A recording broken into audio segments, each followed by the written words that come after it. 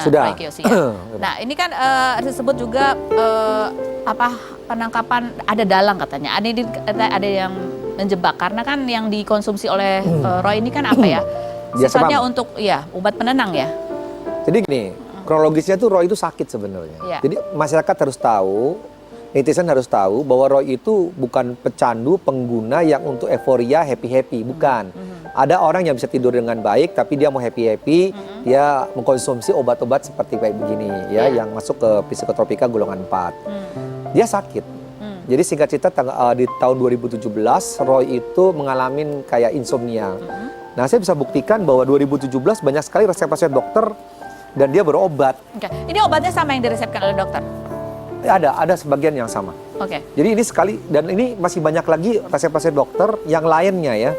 Apakah ini juga resep obat yang termasuk yang ditemukan yang sudah kadaluarsa itu? Ada. Itu resep dokter yang itu? Karena itu obatnya sudah kadaluarsa sehingga akhirnya nggak bisa dikonsumsi oleh Roy. Nah, di 2017 dia sempat insomnia, berobat ke dokter dalam pengawasan, sembuh. Nah, 2019 tuh kambuh lagi. Nah, setelah kambuh dia berobat lagi. Itu berobat di Rumah Sakit Jakarta Selatan. Ada dokter yang menghandle-nya juga ada. Bahkan fotonya pun saya punya, cuma saya nggak bisa tunjukkan. Nah, yang sekarang kenapa nggak konsultasi juga lewat WhatsApp? Setelah gitu? dia sembuh di 2020, kan terjadi pandemi COVID-19. Nah, di sini kan anjuran pemerintah kan untuk stay at home. Nah, Roy itu terlalu paranoid. Dia terlalu ketakutan dengan namanya COVID-19. Nah, pada saat itulah dia stay at home, dia tertekan. Karena siapa sih yang kuat stay at home itu? Orang yang selalu ada kegiatan, tahu-tahu suruh di rumah. Terjadilah mental distancing. Saya mengatakan itu mental distancing, stres dia kan. Nah, akhirnya nggak bisa tidur. Nah, itu dia udah nggak bisa tidur kurang lebih sekitar 3 harian. Kenapa dia beli? Kenapa nggak hubungi dokter minta diresepin? Nggak berani dia. Takut kenapa? Keluar itu kan kalau mau resep dokter kan harus keluar tuh. Nggak bisa WhatsAppan aja sama dokternya? Nggak bisa, kan nggak ada nomor telepon. Nah, dia nggak berani ke dokter, nggak berani ke apotik. Nah, maka daripada itu dia mencari jalan adalah Google dia. Jadi obat ini dijual di online? Jual. Ada? Loh, sekarang gini. Kalau ini terlarang kok bisa dijual di online gitu? Makanya. Dia Google nama obat tidur yang paling bagus kan. Keluarlah Diazepam. Nah, beli Diazepam. Dengan gampangnya seluruh masyarakat Indonesia bisa membeli Diazepam. Itu di toko-toko online besar. Gampang aja, beli Diazepam. Itu dengan gampangnya kita mendapatkan. Nah, belilah di situ.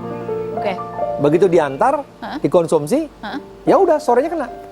Oh, diantar, dikonsumsi, sorenya langsung kena? Kurang lebih begitu. Jadi ini sebenarnya ini gimana sih kalau itu memang dijual bebas di online gitu ya, tapi itu terlarang? Nah, itulah yang saya sampai hari ini tidak mengerti ya. Betapa banyak masyarakat Indonesia yang mengetahui di dalam Diazepam ini mengandung benzodiazepin.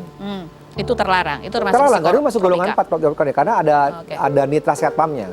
Artinya apa? Terlarang itu tapi boleh diresepkan oleh dokter. Resep dokter. Harus pakai resep dokter. Harus pakai resep dokter. Tapi sekarang seharusnya di toko-toko online itu kalau emang masyarakat mau beli, beritahu mana resepnya.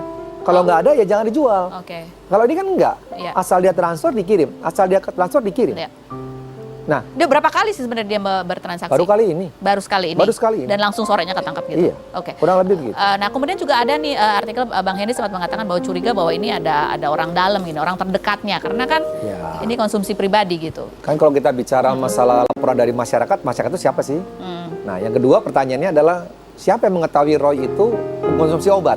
Siapa sebenarnya? Berapa orang yang mengetahui? Orang tuanya tahu kalau Roy mengkonsumsi? Setelah saya kucut-kucutkan tinggal 5 orang. Dari situ kan orang ini tahu bahwa Roy itu sudah dari 2017, 2019 mengkonsumsi obat tidur, tapi pakai resep dokter. Nah, akhir ini dia membeli lewat online. Nah, itu kan yang tahu. Saya kerucutkan lagi berapa orang aja, 31 orang kali. Di pesan online tuh ada yang tahu? Ya ada.